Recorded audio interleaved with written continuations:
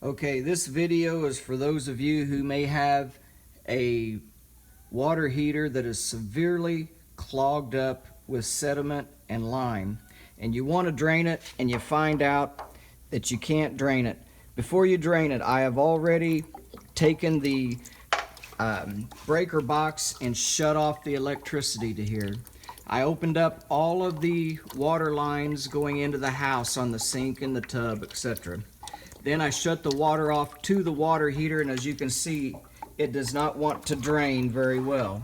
So what I've done has taken my air compressor, because that is the best way to clear out that sediment.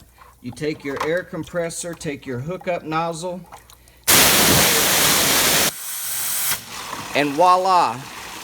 Now, when it's got as much sediment as this one does, the water will start to close back up again as that sediment floats back down.